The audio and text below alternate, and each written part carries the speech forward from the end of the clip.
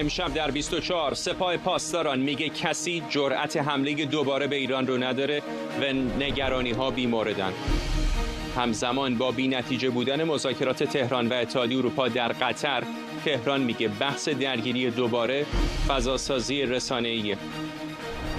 انتشار گزارش‌های تازه از تهدیدهای امنیتی جمهوری اسلامی در بریتانیا. لندن میگه 20 طرح ترور و آدمربایی تهران رو خنثی کرده. و تنگتر شدن حلقه فشار بر حزب الله بعد از ممانعت عراق از ارسال پول ایران. دولت لبنان هم طرح ارتش برای خلع سلاح این گروه رو تصویب کرد. از استودیوی ایران اینترنشنال این 24 است با فرداد فرحزاد.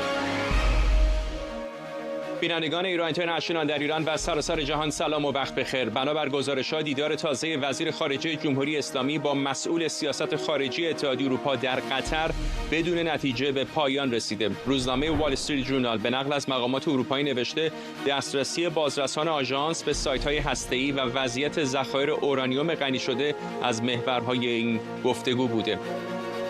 همزمان در واشنگتن جان کندی سناتور جمهوریخواه آمریکا با استقبال از تصمیم بریتانیا، فرانسه و آلمان برای فعالسازی سازوکار ماشه گفته راهی جز خفه کردن اقتصادی رژیم ایران به گفته او وجود نداره و آمریکا برای اعمال تحریم‌های جامع علیه حکومت ایران باید جلوتر از اروپا عمل کنه.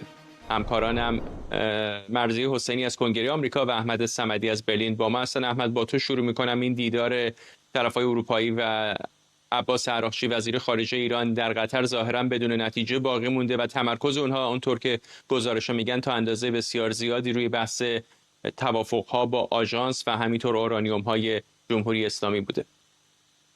بله، خب همینطوره. یکی از بحث‌های مهم میان اتحادیه اروپا و همچنین جمهوری اسلامی، یا بهتر بگم بین آلمان، فرانسه، بریتانیا و جمهوری اسلامی، بحث بازرسان آژانس بین‌المللی انرژی اتمی هستش که خب از ایران بیرون رانده شدن بعد از جنگ 12 روزه و جمهوری اسلامی هم یک طرحی رو تصویب کرد، قانون کرد این طرح رو که اجازه ندارن به بازرسان برگردن و اساساً همکاری با آژانس بین‌المللی انرژی اتمی رو متوقف کردن. بحث بعدی هم نگرانی‌هایی وجود داره که از در خصوص مسئله مربوط به ذخایر اورانیوم غنی شده ایران هست، بیشتر هم مربوط میشه به ذخایر اورانیوم 60% غنی شده ایران که الان در آخرین گزارشی که آژانس ارائه کرده 430 کیلوگرم هستش، کمی بیش از 430 کیلوگرم. اما یه بحث دیگه هم هست، در واقع اون هم بحث گفتگو با ایالات متحده است. این سه شرطی بود که اتحادیه اروپا اون رو مطرح کرده بود که اگر جمهوری اسلامی این سه شرط رو بپذیره، خب بحث فعالسازی مکانیزم ماشه رو به تعویق خواهد انداخت و البته که خب در کنار اون بحث مکانیزم ماشه هم هست. مقامات جمهوری اسلامی فرداد همین صبح که از خواب بیدار میشن، به نظر وقتی تقویمشون رو نگاه میکنن یا یه نگاهی به اون ساعت تو دستشون میکنن، متوجه میشن که یک روز دیگه از اون ضرب العجل 30 روزه‌ای که اتحادیه اروپا گفته بود گذشت و هنوز بحث توقف مکانیزم ماشه و یا حتی تعویق اون هم انجام نشده و به این ترتیب اونها دارن مواجه باید بشن با اعمال تمام تحریمایی که بر اساس 6 قطعنامه اعمال شده بود و در سال 2015 اون رو متوقف کردن. با این حال هنوز خب در دیپلماسی فرصت هست و دیپلمات‌ها تلاش میکنن حتی تا آخرین لحظه هم سعی میکنن که از طریق دیپلماسی پیش ببرن، ولی نکته‌ای که وجود داره اینه که اتحادیه اروپا همچنان که دیشب هم به آقای عراقچی گفته خانم کایا کالاس، اونها به دنبال این هستن که بحث برنامه غنیسازی ایران به طور کامل تعطیل بشه. این موضوعی هستش که قبلا هم گفته بودن، همون موضوعی که گفته بودن دیسمنتل رو که آقای ترامپ استفاده کرده، اروپایی ها هم اون رو استفاده کردن برای مقامات جمهوری اسلامی و خواستار این شدن که تأسیسات هسته‌ای جمع‌آوری بشه. بحث موشکی رو هم الان یک اتحادیه اروپا میگه که باید راجبش مذاکره بکنیم.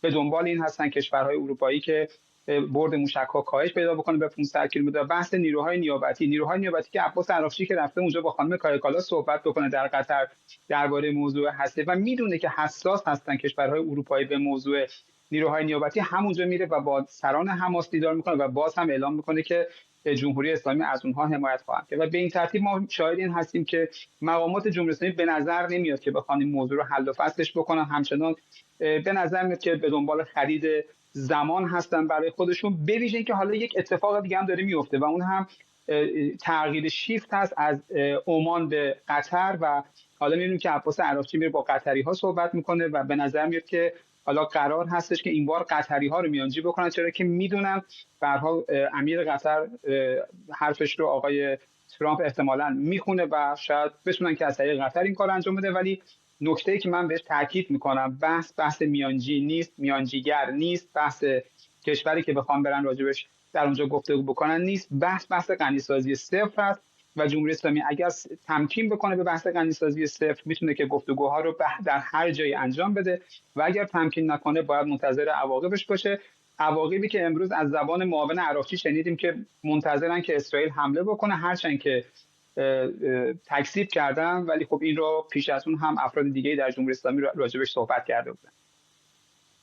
مرضیه، و اونجایی که تو هستی در کنگره به نظر قانونگذاران دارن از نزدیک به خصوص بعد از فعال شدن مکانیزم ماشه پرونده هسته ایران رو دنبال میکنن. در مقدمه همین گزارش به حرفای سناتور لوئیزیانا سناتور کندی اشاره کردیم که نه تنها استقبال کرده از اقدام اروپایی ها، بلکه حتی گفته ایالات متحده باید پیشتر از اروپایی ها و بیشتر از اونها اقدام بکنه.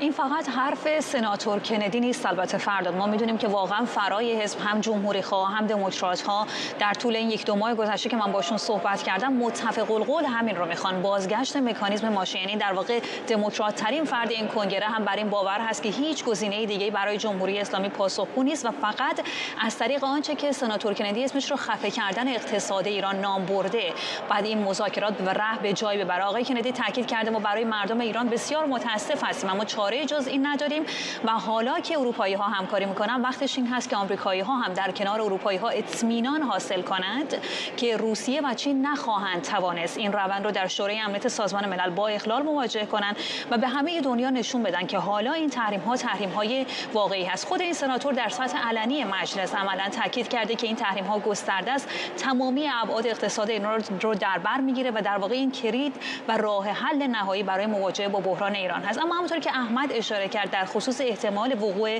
جنگ بین ایران و اسرائیل، امروز رسانه نیوزویک هم یک گزارش منتشر کرده. اگرچه خود آقای خطیبزاده حرفش رو پس گرفت، تکذیب کرد، اما این بازتاب در مطبوعات آمریکا به شدت گسترده بوده. من دیدم یک تیتر بسیار قرار زده رسانه نیوزویک به نقل از همین آقای خطیبزاده که ایران هشدار جنگی نگران کننده را صادر کرد و در ادامه هم گفته ایرانی‌ها یک آماده باش نظامی شدید گرفتن و احتمالاً وقوع حملات بسیار گسترده رو با اسرائیلی‌ها متصور هستند. این رسانه تحلیل کرده اگر چنین جنگی رخ بده احتمالاً نگرانی‌های گسترده‌ای وجود داره، اما مهمترینش ورود شدن پای آمریکا به این جنگ هست. تاکید کرده همین الان هم که وضعیت منطقه رو بررسی بکنید، همین حملات آخری که به صورت منقطع حوثی‌ها انجام دادن در همین هفته گذشته، اینها در واقع چراغ‌های سرخی هست برای آمریکا که احتمالاً آقای ترامپ بی پاسخ نخواهد ماند، با اشاره به اینکه اون قطب و اون ترس حمله نظامی آمریکا به ایران هم شکسته و آقای ترامپ هم می‌بینیم که در طول هفته‌های گذشته کلاً سیاست خارجیش بسیار تهاجمی‌تر شده، خصوصاً چیزی که در مورد ونزوئلا می‌بینیم و همه شواهدی که احتمالاً نگرانی‌های مشابهی رو در مورد ایران هم مطرح می‌کنه. اما این رسانه تخمین زده، گفته که اگر این بار جنگی در بگیره، جنگی هست به مراتب در واقع کشنده‌تر، به مراتب غیر نظامی‌های بیشتری کشته میشن. در کنار این ابراز نگرانی اشاره بکنم که همین روز گذشته دیدبان حقوق بشر هم یک گزارش منتشر کرده و گفته حملات جمهوری اسلامی به خاک اسرائیل، اون 5 تا موشک بالستیکی که به مناطق مسکونی پرجمعیت انداخته شده، اونها احتمال داره که مسئله جنایت جنگی رو برای جمهوری اسلامی به همراه داشته باشه و مجموع نگرانی هایی که حاکی از این هست که اگر حمله ای صورت بگیره و جنگی در بگیره، احتمالاً پیامدهای اون بسیار فراتر از چیزی باشه که در مقایسه با دور اول جنگ بین اسرائیل و ایران ما شاهد بودیم. ممنونم از هر دوی شما. مرضیه حسینی همکارم در کنگره و همکار دیگرم احمد صمدی از برلین آلمان. اما در تهران سخنگوی سپاه میگه دشمن توان شروع جنگ جدید نداره و به دنبال ایجاد فضای جنگی و بی‌ثباتی در ایران. محمد علی ناینی گفته کشور در امنیت کامل و ایران در صورت وقوع جنگ قدرت پاسخ پشیمان کننده داره. در همین حال رسانه‌ها در ایران صحبت‌های معاون وزیر خارجه پیرامون احتمال بالای جنگ میان ایران و اسرائیل را تکذیب کردند. پیشتر سعید خطیبزاده در مصاحبه‌ای با تلویزیون عراق با اشاره به احتمال بالایی از سرگیری جنگ با اسرائیل گفته بود تهران برای جلوگیری از موج تازه درگیری‌ها در تلاشه. خسرو اصفهانی، پژوهشگر مسائل ایران و تحلیلگر نفتی، و همکارم مراد ویسی، هر دو از واشنگتن با ما هستن. با همکارم مراد شروع میکنم. به نظر نمیرسه که یک روایت مشخص و منسجمی مقامات جمهوری اسلامی داشته باشن. یکی در مصاحبه با تلویزیون عراق یه چیزی میگه، عراقچی یک حرف دیگری میزنه. در تهران هر کسی حرف از یک شرایط متفاوت میزنه. چرا این انسجام دست کم حداقل در ادبیات مقامات جمهوری اسلامی هم دیده نمیشه؟ دلیلش این هست که اگر شما بخواید یک واقعیت موجود رو بپوشونید حتما توش تناقض در میاد. واقعیت موجود اینه که راه حل دیپلماتیک داره به بنبست میرسه. توافق بین جمهوری اسلامی و اروپا و آمریکا دیده نمیشه و موقعی که راه حل دیپلماتیک به بنبست برسه منطقاً راه برای راه حل نظامی باز میشه. این وضعیت موجود هست. منتها جمهوری اسلامی میخواد بگه که ما این وضعیت رو ازش نمیترسیم. بعضیاشون میان این رو میگن جنگ میشه، بلافاصله از یه جای دیگه بهشون میگن که نگید جنگ میشه. خطیبزاده گفته جنگ میشه، احتمال بالا، چون بهش گفتن سریع حرفش رو پس گرفته. و عباراتی هم که به کار میبرن عبارات متناقضیه. مثلا سخنگوی سپاه یا بقیه مقامات میگن امنیت کامل وجود داره، اشراف اطلاعاتی کامل داریم، خیال مردم کاملا راحت باشه.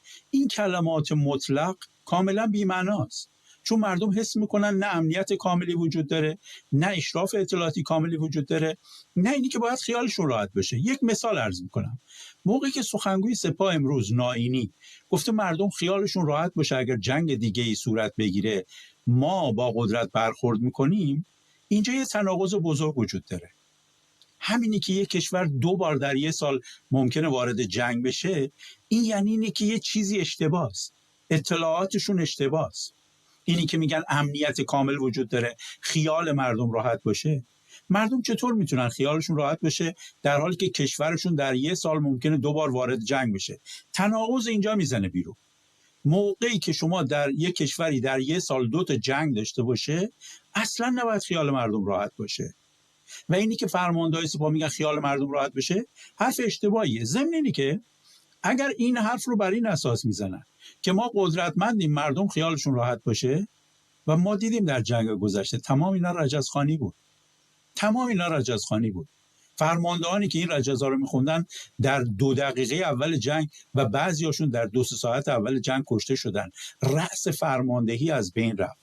بنابراین میتونم بگم که این صحبت‌ها نشان دهنده یک تناقضه. میدونن جنگ میخواد بشه، میدونن این جنگ ممکنه جنگ بسیار شدیدی باشه، ممکنه این جنگ بقای جمهوری اسلامی رو به خطر بندازه، ولی به لحاظ تبلیغاتی مثل همیشه رجز میخونن و این رجز هم عمدتاً بی پشتوانه است به نظر. آقای اصفهانی، این رجزخوانی که همکارم مراد ویسی اشاره کرد، به گمانم تا زمانی که نقضش مشخص نشه بالاخره میتونه ادامه پیدا بکنه. اما همین حرفایی رو که الان دارن میزنن که نگران نباشید و جرأت ندارن و کسی نمیتونه به ایران حمله بکنه، درست قبل از جنگ 12 روزه هم زدن. همون کسانی که این حرفا رو زدن بیشترشون در همون 12 روز کشته شدن. چطور واقعا میتونن باز هم با همین ادبیات انتظار داشته باشن که جامعه رو آرام کنن؟ ببینید، در دارالمجانین آقای خامنه‌ای فاصله بین حقیقت، اون چیزی که روی زمین اتفاق میفته، و توهمات این آقایون بسیار زیاده. این آقایون خودشون رو در قامت یک قدرت جهانی میبینن، خودشون رو در قامت رهبری مسلمین جهان میبینن، خودشون رو با 1001 پسوند و پیشوند باد میکنن، شاید به هوا برن، ولی مسئله اینه که این بادکنک با یک سوزن کوچیک ما دیدیم چجوری در عرض جنگ 12 روزه ترکید پیش چشم جهانیان و این آقایون چجوری به دست و پا افتاده بودن که چی رو کجا جمع کنن. آقای ویسی به درستی اشاره کردن که تمام این فرماندهان نظامی که این اولدرم ها رو میکردن سالها، آقای سلامی که معروف بود به دهندریدگی در تمام این سالها، توی ساعات اولیه یک عملیات نظامی حذف میشه. عین همین اتفاق برای بقیه سران و فرماندهان نظامی جمهوری اسلامی تو اون ساعتها افتاده. مسئله با جمهوری اسلامی اینه که دو خط موازی برای خودش در سیاست قائله. از یک طرف یک برخوردی دارن این حکومت با مسئله دیپلماسی که با جهان ما میشینیم حرف میزنیم، هیچ راه حلی هم ارائه نمیدیم، دست بالا رو هم داریم، دوچار توهمن در مذاکرات و فکر میکنن مثل تمام ریاست جمهوری های قبلی در آمریکا این توهماتشون رو با ایجاد وحشت در جهان از جنگ میتونن بپوشونن و جهان رو هی وادار به مماشات کنن با خودشون. اون داستان تموم شده. مسئله دوم، آقای ویسی باز اشاره کردم به مسئله رجزخوانی در سیاست خارجی جمهوری اسلامی. من معتقدم امر امنیتی در جمهوری اسلامی در قبال جهان 3 محور داره. محور اولش رجزخوانیه که سالها ما میبینیمش. محور دوم امر گلاویزه، مثل امری که در کشتی داریم، شما با دشمن گلاویز میشین ولی هدف از گلاویز شدن در لحظه به خاک زدن دشمن نیست، فرصت خریدن و فرسوده کردن دشمن. این پترن رو، این الگو رو ما در رفتار جمهوری اسلامی نسبت به نیروهای نیابتیش مخصوصا در سطح منطقه دیدیم. به صورت فرسایشی دشمن رو خسته کنن تا چه اتفاقی بیفته؟ تا فرصتی مهیا بشه برای خاک کردن دشمن. این فرصت هم نمونهش رو ما در عملیات تروریستی 7 اکتبر دیدیم، کاری که جمهوری اسلامی کرد، ضربه ناگهانی بدون خبر قبلی علیه افراد غیر نظامی. جمهوری اسلامی کل الگوی رفتاریش در این 40 سال این بوده و جهان رو به گروگان گرفتن این آقایان. ولی مسئله اینه که طاقت جهان طاق شده. در گزارش قبلی همکار شما اشاره شد به مسئله فشار بین المللی، به افزایش تحریم ها، به مکانیزم ماشه، به بیرون شدن دیپلمات های جمهوری اسلامی از پایتخت های جهان.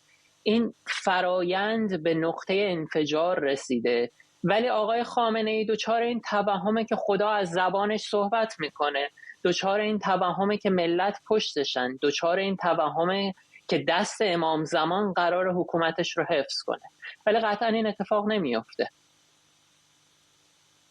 مراد، اون چیزی که بر من اما عجیبه اینه که این رجزخوانی ها و این که ایشالله گربه است بالاخره تا یه جایی میتونه پیش بره.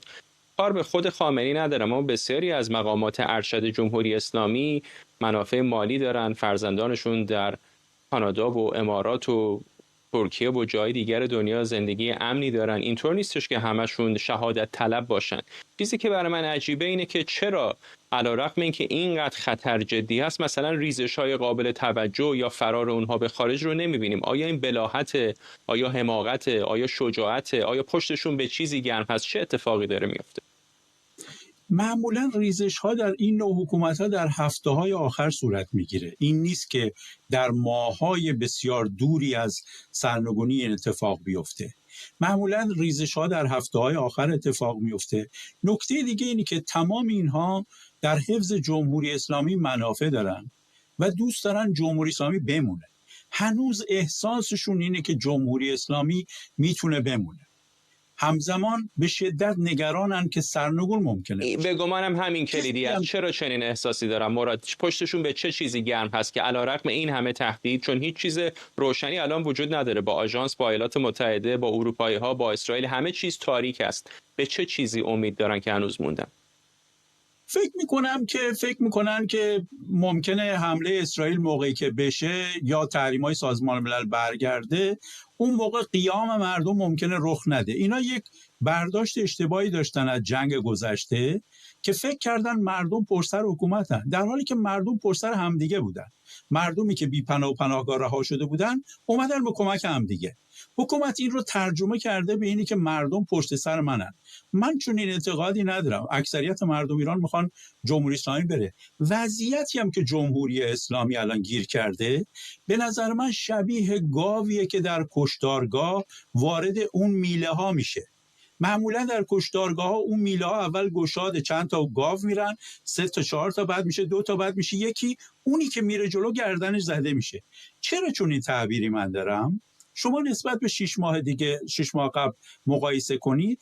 الان روابط جمهوری اسلامی با 5 تا بازیگر مؤثر بین‌المللی به شدت بد شده. با اسرائیلیا در حال جنگ نبود، وارد جنگ شده. بحث جنگ بود. الان وارد جنگ شده. اسرائیل دیگه براش راحت‌تر حمله کنه. قبح حمله شکسته شده، آسان‌تر براش. با آمریکایی‌ها در حالت جنگ نبود، وارد جنگ شده. هر لحظه ممکنه دوباره آمریکایی‌ها حمله کنن.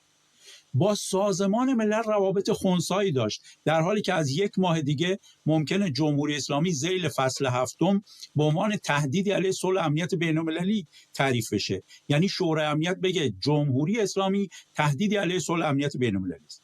با آژانس یک رابطه بدبستونی داشتن، به هر حال رابطه خوبی نبود، ولی الان به جای رسیده رابطه داره قطع میشه و اینا حساب میگن که مثلا رافائل گروسی باید بازداشت بشه، محاکمه بشه و قطعنامه‌های آژانس رو اجرا نمیکنن.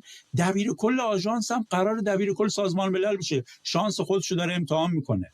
اون اگه دبیر کل سازمان ملل بشه، موقع جمهوری اسلامی گفته من تو رو میگیرم، بازداشت میکنم، اعدام میکنم، ببینید چه وضعیتی پیش میاد. از اون طرف اروپایی‌ها که همیشه مفری بودن برای جمهوری اسلامی، موقع آمریکا به جمهوری اسلامی فشار می آورد، جمهوری اسلامی میرفت سمت اروپا، الان اونا تندتر از آمریکایی‌ها شدن، چون میگن جمهوری اسلامی ممکنه بمب اتم بسازه، کلاهک اتمی داشته باشه، سمت ما شلیک کنه، برد موشکاش هم میرسه، به روسیه هم که در قضیه جنگ اوکراین کمک میکنه. مجموع اینا رو موقع میذاریم کنار هم، همه این بازیگرها روابطشون با جمهوری اسلامی بد شده. ادبیات جمهوری اسلامی هم ادبیات سقوطه. موقعی که میگن ما باید تاباوری رو تقویت کنیم، تاباوری اجتماعی، تاباوری سیاسی، تاباوری اقتصادی، منظورشون اینه که نشکنیم. جمهوری اسلامی، یک جمله میتونم عرض بکنم که نشون بده وضعش چقدر خرابه، که نگران در اثر بازگشت تحریم‌ها و قیام مردم و حمله احتمالی اسرائیل بخواد سقوط کنه، میگن چون در جنگ 12 روزه سقوط نکردیم موفق شدیم. این چی رو نشون میده؟ مثل خونه‌ایه که سقفش میخواد رو سر صاحب خونه بیاد پایین، ولی چون اون شب سقف نیومده پایین میگه موفق شدیم، در حالی که هر لحظه ممکنه این سقف رو سر خامنه‌ای بیاد پایین. اینی که این سقفی که تو انتظار داشتی دیشب بیاد پایین نیومده پایین، معنیش این نیست که شب بعدم نمیاد پایین. این موفقیت و پیروزی نیست به نظرم. آقای اسپانی، به نظرتون این مقاومتی که الان داریم از طرف جمهوری اسلامی میبینیم قراره تا دقیقه 90 تا آخرین لحظه ادامه پیدا بکنه، یا اون کارت تسلیم و دیپلمات‌های جمهوری اسلامی در جیبشون دارن برای لحظه آخر که رو کنن؟ قبل از اینکه به این سوال شما من پاسخ بدم، یک چیزی با اجازهتون من اضافه کنم به صحبت‌های آقای ویسی. یه مسئله خوبی در فارسی داریم. یک بابایی نشسته بود کنار ساحل، یک کاسه ماست دستش بود، قاشق قاشق ماست رو میریخت تو دریا، هم میزد. یکی رد شد گفتش چی کار میکنی آقا؟ گفتش دارم دوغ درست میکنم. بهش گفتن که با یک کاسه ماست تو آب دریا تو نمیتونی دوغ درست کنی که.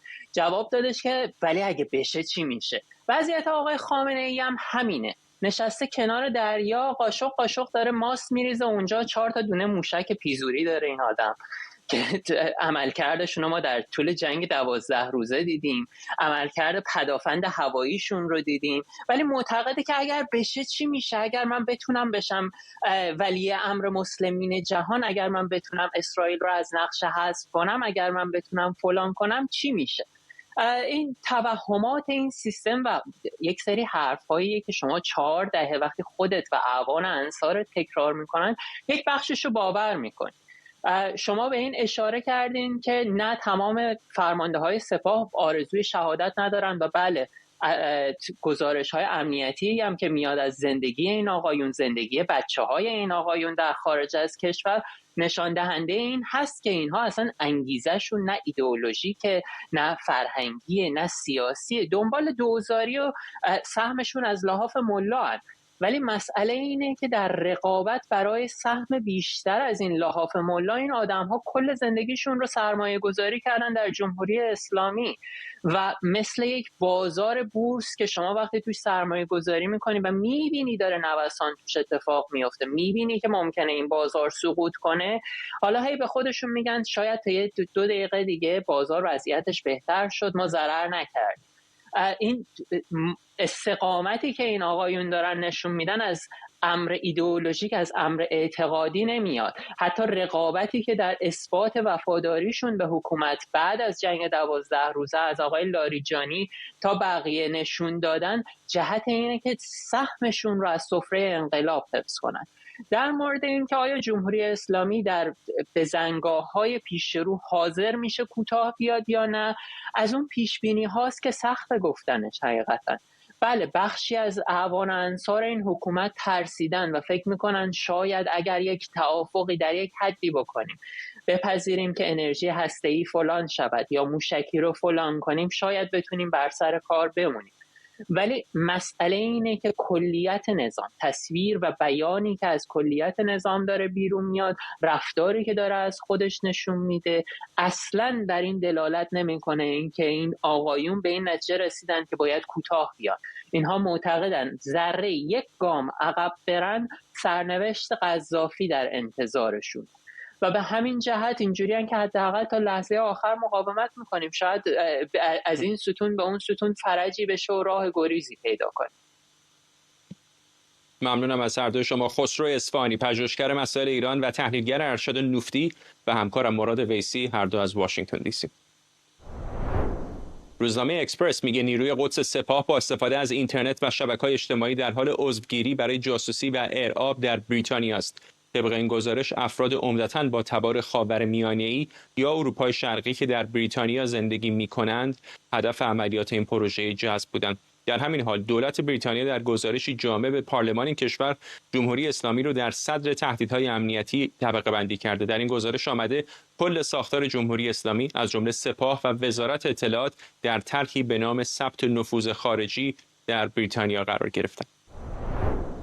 امید شمس عقدان و تحلیلگر امور بین‌الملل از لندن با ما. آقای شمس، یه نفر ممکنه فکر بکنه وقتی اینقدر پرونده و اینقدر گرفتاری بین‌المللی جمهوری اسلامی داره، حداقل فعلا نباید کشورهای اروپایی رو خیلی آزار و اذیت بده تا اونها رو بیش از اینها تحریک بکنه. چطور هست؟ چرا در این شرایط بحرانی هم جمهوری اسلامی ظاهرا دست بر نمی‌داره از اقدامات تروریستی در خاک اروپا؟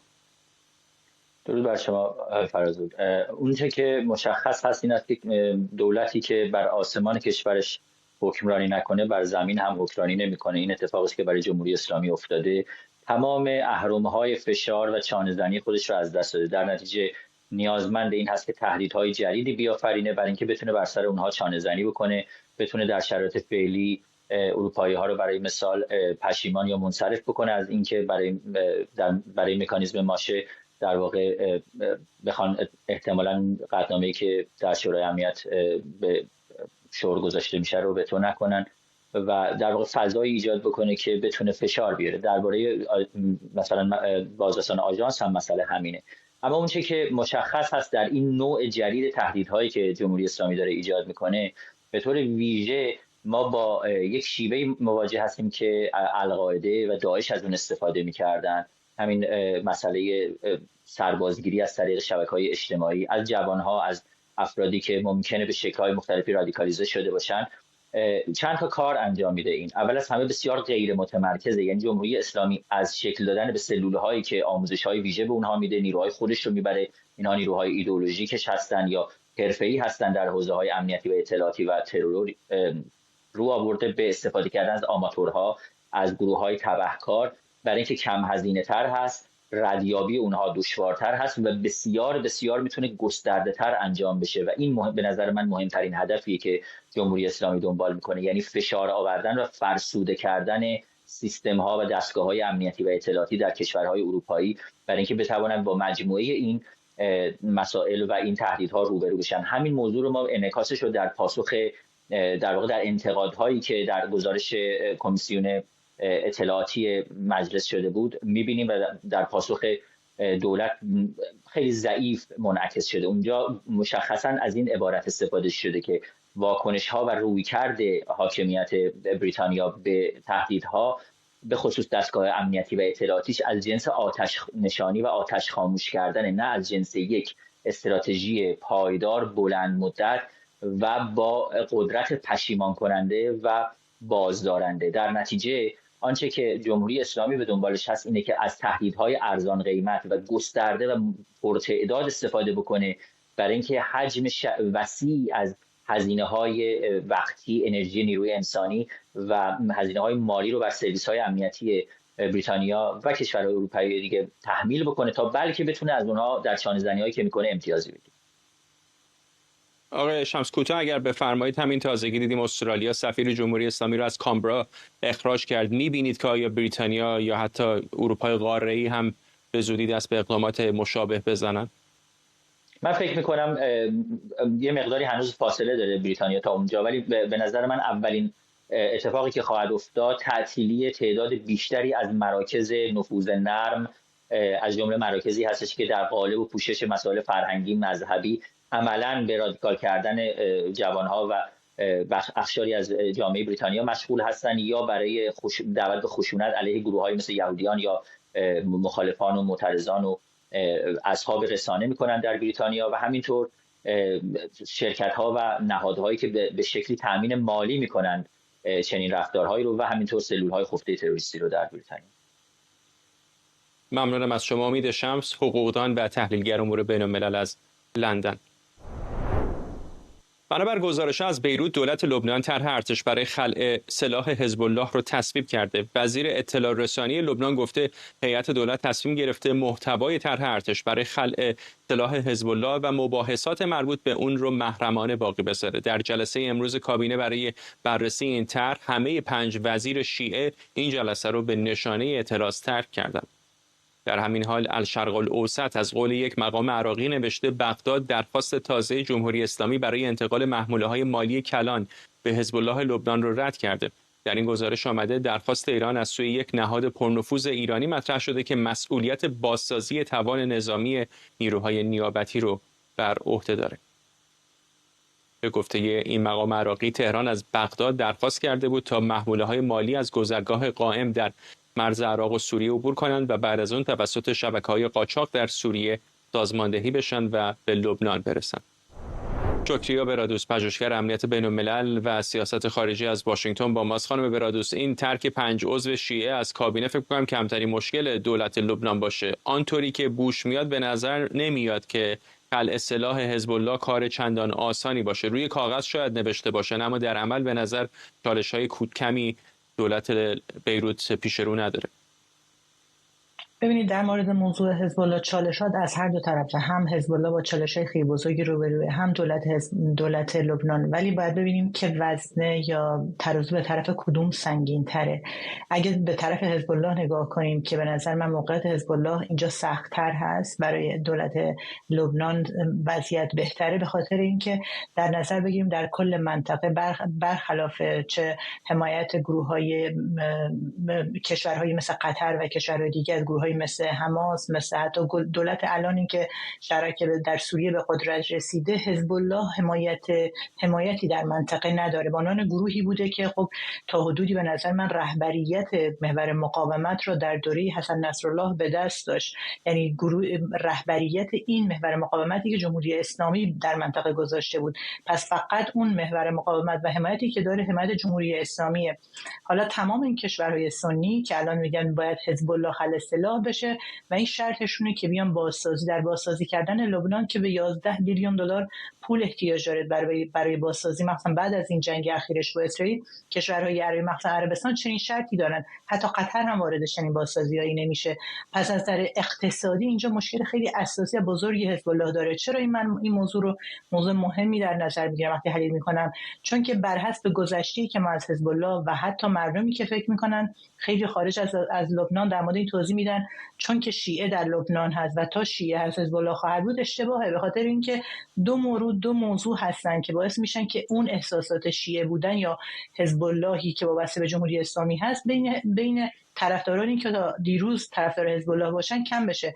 یک موضوع اقتصادی و مادیه که حزب الله تا دیروز تامین کننده خیلی از این موضوعات اقتصادی، تامینات این جمعیت شیعه لبنان بوده، در بازسازی خونه هاشون در 2006 کمک کرد. اینجا متفاوت 2025 چنین بودجه رو نداره، چون که جمهوری اسلامی چنین بودجه رو نداره به حزب الله بده. و همین راپورتی هم که گفتی شرق الاوسط داره در موردش توضیح میده، جمهوری اسلامی نمیتونه این پول رو به حزب الله برسونه. و مورد دوم و خیلی به نظر من مهمه در خاورمیانه جدید موضوع ملی گرایی هست که ما بارها در مورد جمهوری اسلامی که سعی میکنه از این استفاده کنه در ایران صحبت کردیم. فراموش نمیکنیم این ملی گرایی که بین ایرانی ها هست بین کشورهای منطقه هم هست. وقتی در مورد عراق صحبت میکنیم که الان ملی گرایی عراقی ها علیه نفوذ جمهوری اسلامی داره بیشتر قدرتمندتر میشه، در داخل لبنان هم اون ملی گرایی لبنانی علیه نفوذ جمهوری اسلامی داره قوی‌تر میشه. ملی گرایی که کشورهای مخصوصا آماری که داریم، تحقیقاتی که نشون میده هم عربستان روش کار کرده، هم امارات کار کرده، حالا کشورهای دیگه کمتر. پس این دو مورد خیلی مهمی است که باعث میشه ترازو به طرف یا قدرت به طرف دولت لبنان قوی تر باشه. دولت لبنان تحت فشارهای دیگه از این لحاظ که دولت لبنانی که اگر بخواد خلع سلاح رو انجام نده، اینجا اون قطع بودجه‌ای که کشور عربی میخواد انجام بده از یک طرف خود فشارهای دولت ترامپ که خب می‌بینیم آمریکا سالانه 150 میلیون دلار برای ارتش لبنان داره خرج میکنه و اگر نتونه اینجا عملی کنه اون شرایطی که آمریکا میخواد، اینجا ممکنه این بودجه هم قطع بشه. و از لحاظ دیگه به نظر من این فرصتیه که پنجره فرصتیه برای لبنانی که از زیر این تسلیحاتی که حزب الله داشته، قدرتی که در یک دولت در داخل دولت درست کرده بود، نجات پیدا کنه. برای همین از این فرصت تاریخی استفاده خواهند کرد و فشارها رو بیشتر خواهند کرد. مورد آخری که به نظر مهمه موضوع جنگ داخلی که خیلی حزب الله یا کسایی که طرفدارشن تهدید میکنن که اگر دولت لبنان به طرف حزب الله بره بخواد اینها خلع سلاح بشن، جنگ داخلی صورت میگیره. به نظر من این احتمالش سخته. یکی از این نشانه هایی که این مدت اخیر دیدیم، اگه خاطرتون باشه، در موقعی که ارتش لبنان سعی کرد بعضی از تسلیحات رو بگیره، اون درگیری‌های صورت گرفت، چند تا از ارتش لبنان کشته شدن. حزب الله حتی خود دولت لبنان سعی کردن به نظر من بپوشن این موضوع رو و این قضیه رو به عنوان یک درگیری بین حزب الله و ارتش لبنان نشون ندن، چون که این یک امتیازی هم برای وجود گسترده اسرائیل، ادامه وجود اسرائیل در لبنان، هم به ضرر حزب اللهیه که اینجا در مقابل دولت لبنان داره قرار میگیره. با این موقعیت به نظر من در آینده حزب الله ضعیف‌تر خواهیم دید و احتمال اینکه بتونن این حزب الله رو تسلیحاتش رو ازش بگیرن احتمالش به نظر من بسیار بالاست. ممنونم از شما. شکریا برادوس، پژوهشگر امنیت بین‌الملل و سیاست خارجی از واشنگتن. این روزها در نروژ بحث انتخابات پارلمانی داغ شده. انتخاباتی که هر 4 سال برای انتخاب 169 نماینده پارلمان برگزار میشه. در انتخابات پارلمانی امسال در نروژ حزب کارگر و احزاب راست میانه رقابتی تنگاتنگ با هم دارند. رأیگیری که میتونه مسیر سیاسی و اقتصادی این کشور ثروتمند شمال اروپا رو برای 4 سال آینده رقم بزنه. همکارم مهران عباسیان و جزئیات بیشتر. نروژ خود را برای انتخابات سراسری پارلمانی آماده می‌کند. انتخاباتی که طبق سنت همیشگی در تاریخ 8 سپتامبر برگزار می‌شود. مردم قرار است 169 نماینده پارلمان موسوم به استورتینگ را انتخاب کنند. این انتخابات رقابتی نزدیک خواهد بود میان دو بلوک اصلی سیاست نروژ. در یک سو حزب کارگری یا همان سوسیال دموکرات‌ها به رهبری نخست وزیر یوناس گار استوره و در سوی دیگر احزاب راست میانه از جمله حزب محافظه‌کار و حزب پیشرفت. آخرین نظرسنجی‌ها نشان می‌دهد مهمترین دغدغه رای دهندگان مسائل اقتصادی است. افزایش هزینه‌های زندگی و تورم مواد غذایی که در یک سال گذشته نزدیک به 6% بوده، محور اصلی وعده‌ها و مناظره‌های انتخاباتی شده است. مسائل مربوط به نابرابری اجتماعی، اشتغال و مالیات هم در صدر اولویت‌های مردم قرار دارد. از هیچ حزبی انتظار نمی رود اکثریت مطلق پارلمان را به دست آورد. بنابراین محتمل ترین سناریوها ادامه دولت اقلیت حزب کارگر با تشکیل ائتلافی تازه از سوی احزاب راست میانه خواهد بود. این دوره از انتخابات برای جامعه مهاجران هم اهمیت ویژه‌ای دارد. همکنون 2 سیاستمدار ایرانی تبار در پارلمان نروژ حضور دارند. مسعود قره‌خانی رئیس پارلمان از حزب کارگر: من همیشه میگم نروژ مثل ایران خود کشوری که نفت داره، ثروت زیاد داره، اما خب ما اون نفت همیشه جامعه سازی کردیم. و محمود فرهمند نماینده حزب محافظه‌کار: یک واقعیت نشون میده که افراد دیگه‌ای هم که در پارلمان هستن وضعیت ایران پیگیری میکنن. انتخابات پارلمانی نروژ تنها انتخابی میان احزاب نیست، بلکه تصمیمی است درباره مسیر آینده کشوری که در قلب اسکاندیناوی قرار دارد. مسیری که در 4 سال پیش رو سیاست‌های اجتماعی و اقتصادی این کشور ثروتمند شمال اروپا را شکل خواهد داد. مهران عباسیان. کانادا در روزهای اخیر در شوک جنایات پی در پی به ویژه در منطقه یورک در استان آنتاریو قرار گرفته. در یکی از این موارد خانه‌ای در ریچموند هیل در شمال تورنتو به آتش کشیده شد. از 5 عضو خانواده، یک دختر 11 ساله و یک زن 24 ساله بعد از انتقال به بیمارستان جان باختند و حال 3 نفر دیگه هم وخیم اعلام شده. این خانه متعلق به خانواده بهاری کاشانی بوده که حالا جامعه ایرانی رو هم تحت تاثیر قرار داده. خبرنگارمون مهسا مرتضوی از تورنتو با ماست. مهسا، بیشتر بگو در مورد این حادثه، حال دیگر افراد آسیب دیده چطوره؟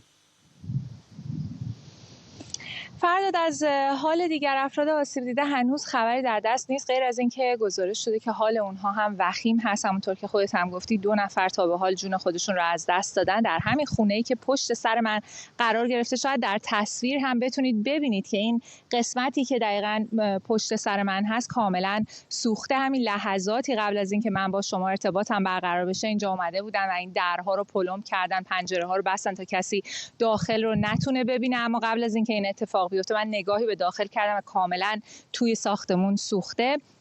قبل از اینکه بتونن این افراد رو خارج بکنن، یکی از ساکنان این ساختمون خودش خارج شده بود، 4 نفر دیگر بیهوش شده بودن. برای همین هم تا بتونن اونها رو منتقل بکنن به بیمارستان، دختر 11 ساله‌ای که احتمالاً بیشترین آسیب رو دیده بود، ابتدا در روز بعد از این حادثه جون خودش رو از دست داد و بعد از اون هم یک زن 24 ساله به نام هلیا بهاری کاشانی. به نظر میرسه که این خونه متعلق بوده به آقای محمد بهاری کاشانی که یک جراح بازنشسته است، به همراه همسرش و دخترش و نوه‌اش در این خونه زندگی می‌کرده. اما کنار من حدود 100 متر اون طرفتر فرداد یک مدرسه هست که در اون یک گالون بنزین پیدا کردن، به عنوان مدرک اون رو برداشتن و حالا احتمال میدن که این آتش‌سوزی عمدی بوده. احتمالاً مشکل شخصی کسی داشته با این خانواده و این خونه رو به آتش کشیده. دیوید وست، شهردار شهر ریچموند هیل، هم یک پیام تسلیت فرستاده، ابراز همدردی کرده و ابراز نگرانی کرده از اتفاقاتی که در روزهای اخیر در این منطقه داره میفته.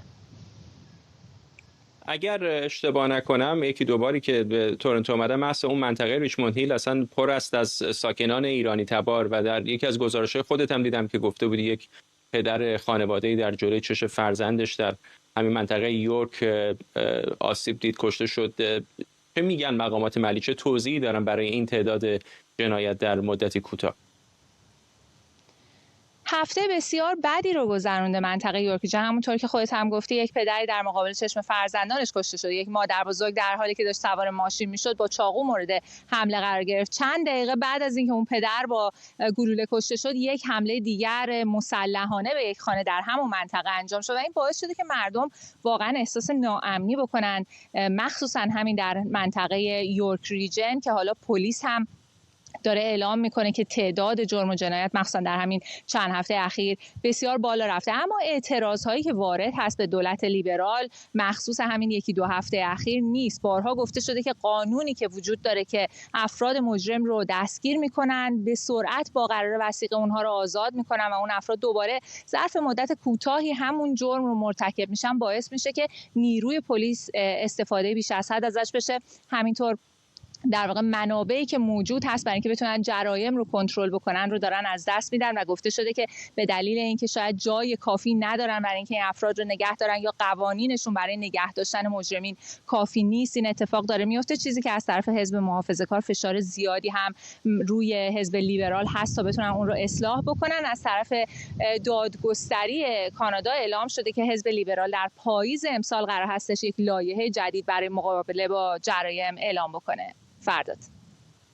ممنونم از تو همکارم مهسا مرتضوی از تورنتو با ما و ممنونم از شما که بیننده برنامه 24 امشب بودید. برنامه رو کمی دیرتر میتونید در یوتیوب ایران اینترنشنال دوباره ببینید. تا هفته بعد دوشنبه و برنامه بعدی، بدرود.